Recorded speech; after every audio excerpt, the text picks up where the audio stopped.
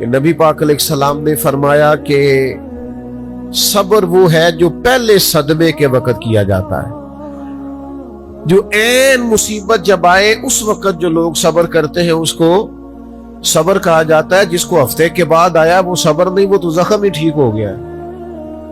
جس نے 1 مہینے کے بعد کہا ہے مجھے صبر آ گیا ہے تو وہ تو اب تو زخم ہی مندمل ہو گیا، اب تو وقت نے مرہم پٹی کر دی۔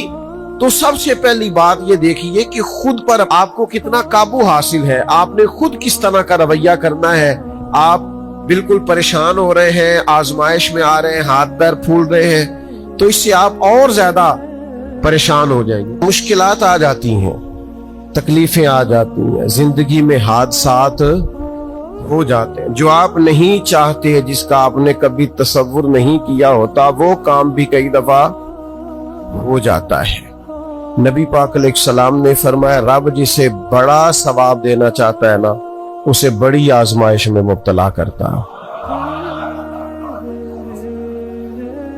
اور اگلے لفظ سنیں گے تو آپ اور خوش ہو جائیں گے۔ حضور فرماتے ہیں جب اللہ تعالیٰ کسی قوم سے محبت کرتا ہے نا تو پھر انہیں آزمائش میں ڈال دیتا ہے۔ جو اس آزمائش میں رب سے راضی رہے نا، رب بھی اس سے راضی رہتا ہے، اور جو اس آزمائش میں ناراض ہو جائے نا، شکوے کرنے لگ جائے رب کے، اللہ بھی اس سے ناراض ہو جاتا ہے۔ آزمائشیں تو آئیں گی، دکھ تو آئیں گی، یہ آ جاتے ہیں، ان کا بڑا مزہ ہوتا ہے۔ مصیبت، پریشانی، دکھ، حادثہ، واقعہ، غیر متوقع چیز آپ کی زندگی میں آ گئی، آپ توقع نہیں کر رہے تھے، آپ تو کسی اور چیز کے لیے تیار تھے، آپ کے تو ارادے کچھ اور تھے، لیکن کچھ حالات اور ہو گئے، آزمائش اور طرح کی ہو گئی، اور ایسی آزمائش ہو گئی جس کا آپ کا ذہن نہیں تھا کہ یہ بھی میرے لیے ہو سکتی ہے۔ آپ نے سوچا ضرور ہوا تھا کہ آزمائش آئے گی، لیکن اور چیزوں کو آپ سوچ رہے تھے، میں نے یہ ٹھیک کرنا ہے، میں نے یہ ٹھیک کرنا ہے، میں نے اس پر خیال رکھنا ہے، لیکن تکلیف نے، دکھ نے، آزمائش نے رستہ کوئی اور بنا لیا۔ تو اب یہ کیا ہے؟ ہم چونکہ متلاشی ہوتے ہیں سکون کے، راحت کے، کہ اب میں نے یہ ٹھیک کر لیا ہے، اب میں نے گھر بنا لیا، میرے بچے تھوڑے سیانے ہو گئے، فلاں کام میں نے آپ اپنے حساب سے اب درست سمت کرتے ہیں، لیکن یہ بیچ میں سے ایک مصیبت اور آ گئی تو کس اینگل سے دیکھنا ہے؟ تکلیف اگر آپ سمجھیں کہ میرے محبوب کی طرف سے آئی، ویسے محبوب پہ غصہ نہیں آتا، پتہ آپ کو؟ جس سے پیار ہو جائے اس کی بری باتیں بھی انسان کو اچھی لگتی، اس کا عیب نظر نہیں آتا۔ آپ کو کبھی یہ اندازہ ہو جائے نا کہ دکھ جو آیا ہے، تکلیف جو آئی ہے، راحت جو آئی ہے، کرم جو آیا ہے، عطا جو آئی، تو یہ آئی ہے محبوب کی طرف سے۔ یعنی دکھ آیا ہے، آیا کدھر سے ہے؟ میں ایک دفعہ نا کچھ بیمار تھا زیادہ، اور منفرد بات یہ، انوکھی بات یہ کہ میرا ایک بچہ بھی بیمار تھا، اور اس پر تھوڑی سی مشکل یہ کہ کچھ چھوٹی موٹی ارد گرد کی پریشانیاں بھی تھیں، یہ تعمیری کام چل رہا ہے، فلانا کام چل رہا ہے، فلانا کام چل رہا ہے، تو سمجھ لیں 5 10 20 چیزیں کٹھی ہو گئیں، تو میری طبیعت پر کچھ بوجھ بن گیا، دل تھوڑا سا وزن محسوس کرنے لگا، اور ذرا تھوڑی سی بے چینی اور اضطراب طبیعت میں پیدا ہونے لگا۔ یہ ان کے بعد آ جاتا ہے کبھی کبھی، تو اس کی تدبیریں، اس کے معاملات بھی میں دیکھ رہا تھا، لیکن تھوڑا سا نا زیادہ ذہنی طور پر میں اپنے آپ کو تکلیف میں محسوس کرتا تھا۔ تو ایک رات میں تسبیح میرے ہاتھ میں تھی، تو میں حسبنا اللہ و نعم الوکیل، نعم المولا و نعم النصیر، اس کا میں وظیفہ پڑھ رہا تھا۔ تو پڑھتے پڑھتے میں نے نا سائیڈ چینج کی، رخ پھیرا۔ اچھا، کبھی کبھی یہ ہوتا ہے کہ آپ کے اندر سے ہی دکھ اٹھ رہا ہوتا ہے، اور کئی دفعہ آپ کے اندر سے ہی سکھ اٹھ آتا ہے، جواب آ جاتا ہے۔ یعنی آپ کا دل بھی تو مفتی ہے نا، وہ بھی تو فتوے جاری کرتا ہے نا۔ آپ کی روح بھی تو عالم ہے نا, وہ بھی تو آپ کو مسئلے بتاتی ہے نا. آپ کا ذہن بھی بہت بڑا, یہ کئی دفعہ جب اداس ہوتا ہے تو اس نے کوئی مایوسی سوچ لی یا طے کر لی, خوش ہوتا ہے تو اس نے اندر سے ہی کوئی نعمت تلاش لی. میں نے رخ چینج کیا تو میرے اندر سے آواز آئی, یار تو بڑے بیوقوف ہے, تیرا کسی جگہ نام لکھ دیتے ہیں لوگ, وہاں ہزاروں لوگ جمع ہو جاتے ہیں. مسجد میں پنکھے پورے نہیں چلتے, لوگوں کو کوئی خاص پروٹوکول نہیں ملتا, سینکڑوں مساجد ہیں, ایئر کنڈیشن اور بڑی بڑی سہولیات چھوڑ کے لوگ تیرے پاس آتے ہیں. کبھی مسکرا پڑے تو بہت سارے مسکرا پڑتے ہیں, کبھی طبیعت میں کوئی تھوڑی خرابی آ جائے تو بہت سارے لوگ آنسوؤں میں بھیگ بھیگ کر دعائیں کرتے ہیں. یہ سارے دکھ تیرے لیے برداشت. اور تیرے اوپر تھوڑی سی کبھی تکلیف آتی ہے تو طبیعت پہ بوجھ بنتا ہے, اچھا تو بڑا ریس ہے, سکھ سارے قبول خوشی خوشی, اور ذرا 2 4 5 چیزیں کٹھی ہوئی نہیں اور دل تیرا بے چین ہوا نہیں, تو سیانا نہیں. اچھا خود ہی ٹینشن تھی, بس رخ میں نے دوسری طرف کیا تو آوازیں دوسری آنی شروع ہو گئی, شام کو میں اٹھ کے بیٹھ گیا. یہ آپ نے نا اپنے اندر سے آپ نے طاقت لینی ہے. آپ کے اندر ایک روح ہے, آپ کے اندر ایک باطن ہے, آپ کے اندر ایک خیر کی قوت ہے. جب بھی کوئی مایوسی آئے نا, ایک سرکار کا فرمان سنیں. نبی پاک علیہ السلام نے فرمایا تمہیں اپنی بیوی کی کوئی عادت ناپسند ہو تو اسے بغض نہیں رکھنا. یا رسول اللہ کیا کریں؟ فرمایا اس عادت پہ غور کر لو جو تمہیں بڑی پسند ہے. آپ نے صرف کمزوریاں نہیں دیکھنی, آپ نے زندگی کے اندر خوبیاں بھی ملاحظہ کر. جس طرح انسان چاہے اس طرح اس کے اوقات گزرے. محنت کرنا, کوشش کرنا, جدوجہد کرنا اس کی ذمہ داری ضرور ہے, لیکن ہوگا وہی جو رب چاہے گا. اللہ تبارک و تعالیٰ نے انسانی زندگی میں تمام موسم رکھے ہیں. بچپن کا موسم, جوانی کی بہار, بڑھاپے کے اوقات, اپنوں کا ملنا, اپنوں کا بچھڑنا, شادیوں کی خوشیاں اور جنازوں کے غم. یہ سارا کچھ انسانی زندگی کا حصہ ہے. لیکن انسان چونکہ طبعی طور پر کمزور ہوتا ہے, اپنے مزاج کے لحاظ سے بہت ساری جگہوں پہ اس میں ضعف پایا جاتا ہے. تو یہ کرتا یہ ہے کہ جس تسلی کے ساتھ خوشی کو قبول کرتا ہے, اسی طرح کھلے دل کے ساتھ غم کو قبول نہیں کرتا. من چاہی زندگی گزارنا چاہتا ہے, حالانکہ من چاہی زندگی تکلیف کا باعث ہوتی ہے. رب چاہی زندگی انسان کو سکون عطا کرتی ہے. اللہ تعالیٰ نے انسان کے ساتھ آزمائشیں رکھی ہیں. جس طرح اللہ تعالیٰ کی طرف سے ملنے والی نعمتوں کو قبول کرتا ہے, اسی طرح اس کی طرف سے آنے والی آزمائشوں کو بھی کھلے دل سے اسے قبول کرنا چاہیے. اور یہ بات درست ہے کہ وما اصابکم من مصیبت فبما کسبت ایدیکم. انسان پر کچھ مصیبتیں وہ آتی ہیں جو اس کے ہاتھوں کے کسب کی وجہ سے آتی ہیں. بہت ساری قوموں پر عذاب اس لیے آئے کہ انہوں نے بعض گناہ کیے تھے, لیکن یہ یاد رکھیے گا کہ عذاب ہمیشہ گناہوں کی وجہ سے نہیں آتے, تکلیفیں ہمیشہ گناہوں کی وجہ سے نہیں آتی. انسان دکھوں میں, مشکلات میں صرف اپنی غلطیوں کی وجہ سے نہیں الجھتا, بلکہ نبی پاک علیہ السلام نے فرمایا ہے اللہ تعالیٰ کسی بندے کو کوئی درجہ دینا چاہتا ہے, اس کے اعمال اس طرح کے نہیں ہوتے کہ اسے درجہ دیا جائے, اللہ اسے کسی مشکل میں ڈال کے اس کے درجے کو بلند فرما دیتا ہے. بلندی درجات کے لیے, قرب الہی کے لیے, اللہ تبارک و تعالیٰ کی بارگاہ کی معرفت کے لیے بھی مصائب آتے ہیں.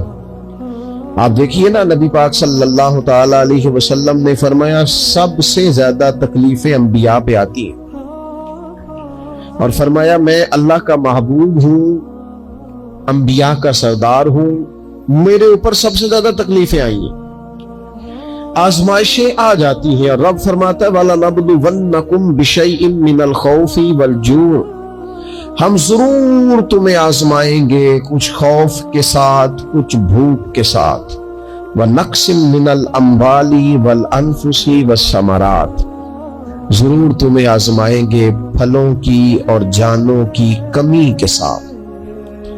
اگر تم اس میں ثابت قدم رہے، شکوے نہ کیے، اپنے رب کی رضا پہ تم راضی رہے، تو وَبَشِّرِ الصَّابِرِينَ، اے محبوب پھر جو میری رضا پہ صبر کرے انہیں میری جنت کی خوشخبری بھی عطا فرما دو۔ ہم تمہیں ضرور آزمائیں، خوف بھی، بھوک بھی، مالوں اور جانوں کی کمی بھی۔ مومن کی یہ شان ہوتی ہے کہ وہ کسی بھی موقع پر اپنے رب سے شکوہ نہیں کرتا، کسی بھی حال میں اپنے رب کی شکایت نہیں کرتا۔ نبی کریم علیہ الصلوۃ والسلام نے فرمایا اگر اللہ تعالیٰ کسی بندے کو بیمار کرے اور پھر اس بیماری پر وہ صبر کرے اور آنے والوں سے رب کا شکوہ نہ کرے، تو فرمایا اللہ تعالیٰ نے جو گوشت اسے دیا ہوتا ہے اس سے بہتر گوشت اللہ اسے عطا کر دیتا ہے۔ اگر اللہ تعالیٰ کی حکمت غالب ہو اور تقاضا اس بیماری میں اس بندے کے انتقال کے کر جانے کا ہو، تو فرمایا پھر اللہ تعالیٰ اسے شہادت کا درجہ عطا فرما دیتا۔ آزمائشیں آ جاتی ہیں، انسان پر مصائب آ جاتے ہیں، دکھ آ جاتے ہیں، تکلیفوں کا سامنا بندے کو کرنا پڑ جاتا ہے۔ اب یہ کہ اس میں اپنے دل کو، اپنی روح کو قرار دیا جائے، اپنے آپ کو اللہ کی رضا پہ کھڑا کیا جائے اور ان حوادث کا مقابلہ کیا جائے، ان چیزوں کو دیکھا جائے اور یہ غور کیا جائے کہ میرا رب اگر اسی بات میں راضی ہے تو یقیناً اس میں اللہ کی کوئی خاص حکمت ہوگی۔ قحط حضرت عمر کے زمانے میں بھی آ گیا تھا، بڑی مشکلات کا سامنا کرنا پڑا۔ تو ان مصائب میں انسان کو تھوڑا سا پہلے تو ہمت کرنی ہے، پھر اس میں کرنے کا جو کام ہے وہ یہ ہے کہ سب سے پہلا کام تو یہ ہے کہ اپنے رب کی بارگاہ میں کھل کے دعا مانگی جائے، اللہ تبارک و تعالیٰ کے حضور التجائیں کی جائیں، دعائیں کی جائیں، رب کریم کو منایا جائے۔ حضرت عمر فاروق رضی اللہ تعالیٰ عنہ کے زمانے میں جب قحط آیا تھا تو حضرت عمر نبی پاک علیہ السلام کے چچا کو حضرت عباس رضی اللہ تعالیٰ عنہ کو لے کے میدان میں نکلے تھے، اور کیا خوبصورت لفظ انہوں نے ترتیب دیے تھے، عرض کرتے تھے مالک پہلے ہم تیری بارگاہ میں محبوب پاک کو لے کے آیا کرتے تھے، آج محبوب نے ظاہری وصال کیا ہے تو تیرے محبوب کے چچا کو لے کے آئے، تو اے اللہ تو مہربانی فرما اپنے محبوب کے چچا کا صدقہ ہمیں بارش عطا فرما۔ تو بس حضرت عمر نے وہ دعا مانگی، حضرت عباس کو وسیلہ بنایا تو اللہ نے بارش عطا فرما دی۔ اچھا پھر یہ دونوں چیزیں ہمیں حدیث صحیح میں ملتی ہیں۔ ایک نوجوان نے، ایک شخص نے آ کے حضور کی بارگاہ میں عرض کی یا رسول اللہ بارش نہیں ہوتی، دعا کر دیں، تو نبی پاک نے ہاتھ اٹھائے دعا کے لیے، اتنے ہاتھ بلند کیے کہ بغلوں کی سفیدی نظر آنے لگی۔ وہ کہتے ابھی محبوب کے دستے مبارک پوری طرح چہرے پر پھرے نہیں تھے کہ اللہ نے بارش عطا کر دی۔ پھر پورا ہفتہ بارش ہوتی رہی تو لوگوں کو اب بارش کی کثرت کی وجہ سے بعض مسائل بننے لگے، تو وہ پھر حاضر ہوئے، عرض کی یا رسول اللہ دعا فرما دیں، اب تو کچھ مشکلات بڑھنے لگی ہے۔ تو حضور نے پھر ہاتھ اٹھائے کہ اے اللہ اپنا فضل نصیب فرما، مہربانی فرما، کبھی بارش کی ضرورت ہوتی ہے اور کبھی بارشوں کا کثرت سے ہونا وہ تکلیف کا باعث ہو جاتا ہے بعض جگہوں پر۔ تو کہتے پھر حضور نے دعا فرمائی، ابھی چہرے پہ ہاتھ نہیں پھیرے تھے کہ مدینہ منورہ میں بارش ختم ہو گئی۔ تو سب سے پہلا اور ضروری کام ہمارا آج مزاج بن گیا ہے کہ ہم تبصرے کرتے ہیں، سیاست کرتے ہیں، اس پر بیٹھ کر اب ایک اور دور آ گیا ہے، ویڈیو بناتے ہیں، موبائل چلاتے ہیں، جو کہ بہت بڑا امتحان ہے ہمارے لیے کہ صرف 20 منٹ موبائل کو ہاتھ نہ لگائیں، بہت بڑا امتحان ہے۔ ہو سکتا ہے بہت سارے لوگ بڑی تکلیف میں آ جائیں کہ پورے 20 منٹ گزر گئے، اس پہ ویڈیو بنائیں گے، اس پہ کمنٹس کریں گے، اس پہ یہ کام ہم کرتے ہیں۔ حالانکہ اگر کوئی ایسی مشکل آ جائے تو شریعت نے ہمیں یہ سبق دیا کہ پہلے دعا، پہلے اللہ کی بارگاہ میں حاضری۔ اکبر الہ آبادی نے کہا تھا کہ مصیبت میں بھی اب یاد خدا ہم کو نہیں آتی۔ دعا منہ سے نہ نکلی، جیبوں سے عرضیاں ہی نکلی۔ ہم محکموں میں درخواستیں دیتے ہیں لیکن دعا کی طرف بڑھتے بڑا خوبصورت کام ہے۔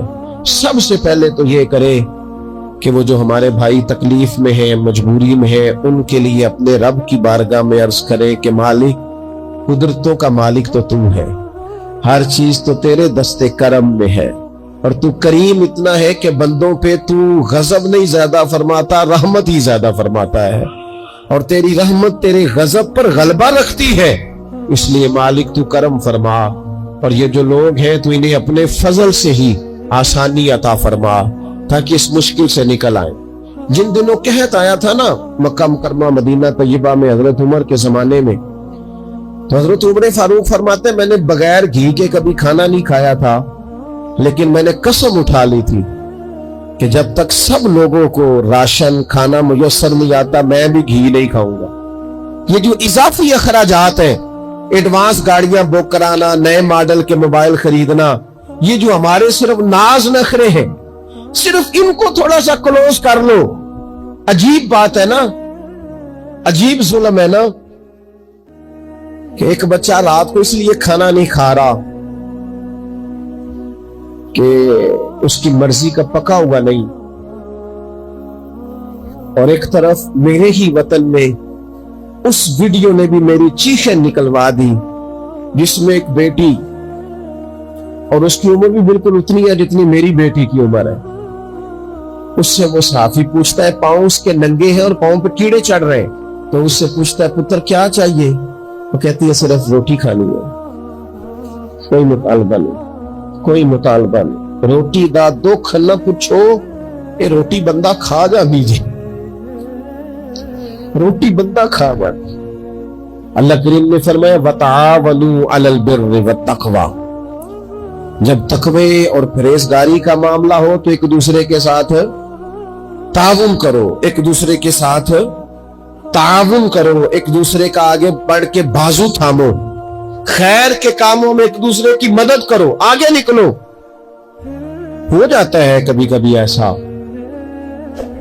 کہ ایک بھائی کے پاس بہت زیادہ مال ہوتا ہے، دوسرے کے پاس کم ہوتا ہے، اور نبی پاک صلی اللہ تعالی علیہ وسلم نے ارشاد فرمایا کہ یاد رکھنا اللہ تبارک و تعالی اتنی دیر تک تمہاری مدد کرتا ہے جب تک تم اپنے بھائی کی مدد کرتے رہتے ہو، اللہ تمہارا مددگار رہتا ہے۔ اور یہ جو مسلمان ہوتے ہیں، مومن، کلمہ پڑھنے والے، ان کے بارے میں میرے نبی پاک علیہ الصلوۃ والسلام نے فرمایا کہ یہ ایک جسم کی مانند ہے، ایک جسم کی طرح ہے۔ مومن ایک جسم کی طرح ہے، جس طرح یہ پورا جسم ہوتا ہے، اور حضور نے مثال دے کے بات سمجھائی، فرمایا جسم کا ایک حصہ تکلیف میں ہونا تو سارا جسم اس کا کرب محسوس کرتا ہے، یعنی درد صرف دانت میں ہے لیکن روٹی کھانے کو دل نہیں کرتا، کسی سے بات کرنے کو دل نہیں کرتا، اٹھ کے باہر جانے کو طبیعت نہیں چاہتی، پورا وجود اس کا کرب، اس کی تکلیف محسوس کرتا ہے۔ فرمایا جس طرح ایک جسم کے ایک حصے کو تکلیف ہو، آپ مجھے بتائیے نا، آپ کے دانت میں تکلیف ہے تو کیا کبھی آپ کے دماغ نے کہا ہے کہ ڈاکٹر کے پاس نہیں جانا؟ پیروں نے کہا ہے میں نے بھی چل کے جانا، یہ تو مسئلہ صرف اور صرف دانت کا ہے، دانت جانے اس کا کام جانے؟ ایسا ہوتا نہیں۔ دانت میں تکلیف ہوتی ہے تو ذہن منصوبہ بندی کرتا ہے، وہ کہتا ہے یار یہ پتہ کرو دانت کا ڈاکٹر کہاں بیٹھتا ہے، پھر آپ کی زبان ہلتی ہے، معلومات کرتی ہے، پھر آپ کے پیر چل کے وہاں جاتے، اور پھر آپ اپنے دل سے ما فی ضمیر وہاں بیان کرتے، پھر آپ اپنا کمایا ہوا سرمایہ خرچ کرتے ہیں۔ بھئی ایک دانت کو تکلیف ہے تو رہنے دو، سارے جسم کو کام میں کیوں لگایا ہے؟ تو معنی یہ ہے کہ جب جسم کا ایک حصہ تکلیف میں ہو باقی سارے سپورٹ کرتے ہیں تاکہ وہ ٹھیک ہو جائے۔ تو حضور نے فرمایا میرے سارے مومن ایک جسم کی طرح، سارے مکے سے ہجرت کر کے مدینے آئے، گھر بار پیچھے رہ گئے، جائیدادیں پیچھے رہ گئی، کاروبار پیچھے رہ گئے. حضور نے فرمایا تم بھائی ہو. لیکن وہ صحابہ تھے نا، انہوں نے بھائی بھائی اپنے آپ کو صرف تقریروں میں نہیں سمجھا تھا، انہوں نے اپنے آپ کو بھائی بھائی صرف محفلوں کے نعروں میں نہیں سمجھا تھا، انہوں نے اپنے آپ کو بھائی بھائی صرف ادیب شاعر کی شاعری میں نہیں سمجھا تھا. وہ من سے ان کی آوازیں آتی تھی ہم سچ مچ کے بھائی ہیں. انہوں نے طے کر لیا تھا کہ ہم بھائی ہیں. لہذا جب حضور نے کہا نا آپ تمہارے بھائی وہاں سے ہجرت کر کے آئے ہیں تو ان کی مدد کرو، تو پھر انہوں نے صحیح والا بھائی سمجھا. دھاگا رکھ کے اپنا گھر تقسیم کر کے آدھا اپنے بھائی کو دیا، کاروبار بانٹ کے اپنے بھائی کو دیا. جس کے پاس 4 اونٹ تھے اس نے 2 اپنے بھائی کو دے دیے. چلتے کاروباروں میں بھائیوں کو شریک بنا لیا. انہوں نے انہیں اس طرح کر کے رکھا کہ پھر وہ جو مہاجر تھے وہ مہاجر رہے ہی نہیں. انہیں یوں لگا کہ ہم تو ایک گھر سے اپنے دوسرے گھر میں شفٹ ہوئے. انہیں کسی جگہ بھی کوئی تکلیف نہیں آئی. لیکن امیر آدمی غریب کو بھائی سمجھنے کو تیار ہوتا نہیں. تگڑا بندہ چھوٹے کے قریب جانے کے لیے راضی ہوتا نہیں. جب تک وہ خاص ذہن نہ بنے جو ذہن ہمیں رسول پاک صلی اللہ علیہ وسلم نے عطا کیا، اتنی دیر تک انسان اس مقام تک پہنچ نہیں سکتا جہاں وہ اپنے بھائی کے لیے خیر کا معاملہ کرے. تو ایک تو یہ کہ ہمیں آگے بڑھنا چاہیے، ان لوگوں کو اپنا بھائی جاننا چاہیے. چوتھی بات، اسلام کے اندر نا ہر ذی روح کے ساتھ نیکی کرنے کا اجر ہے، ہر تر جگر والے کے ساتھ نیکی کرنے کا ثواب ہے. اسلام کے اندر جو تر جگر رکھتا ہے، جس کے وجود میں روح ہے، اس سے نیکی کرے اجر ملے گا. صحیح حدیث میں موجود ہے نا. اور میرا خیال ہے آپ سب کو وہ حدیث آتی ہے کہ نبی پاک علیہ السلام نے فرمایا کہ ساری زندگی گناہ کرنے والی عورت نے کتے کو پانی پلایا تھا تو رب نے بخشش فرما دی. کتا حلال جانور بھی نہیں، کتے کو پانی پلایا، ساری زندگی کے گناہ تھے، اللہ نے معاف کر دیا. کوئی بھی تر جگر والا ہو، آپ مجھے بتائیے ایک کتے کو پانی پلانے سے رب معاف کرتا ہے، تو اگر وہ کسی انسان کی خدمت کرے، اور نرا انسان نہیں مسلمان، اور نرا مسلمان نہیں مدینے والے کا غلام، رسول اللہ کا کلمہ پڑھنے والا، اس کے ساتھ نیکی کرنے سے اللہ کتنا اجر عطا فرمائے گا. تو عزیز بھائی، مخلوق خدا سے جب لوگ پیار کرتے ہیں، جب لوگ محبت کرتے ہیں، اور جب ہمارے دل نرم، ہمیں نا مادہ پرست بنایا گیا ہے کچھ عرصے سے، ہمارا ذہن بنا دیا ہے. اور یہ ڈھیر سارے لوگ ہیں جو تقسیم کرتے ہیں ذہنوں کو، ڈھیر سارے لوگ، اس میں بعض مذہبی لوگ بھی شامل ہیں اللہ ماشاءاللہ، جو ذہن تقسیم کرتے ہیں، چھوٹی چھوٹی اپنے لالچ کے لیے لوگوں کو ایک دوسرے سے دور کرتے ہیں. یہ تقسیم کار ہمارا عام حصہ ہے، عام جز ہے.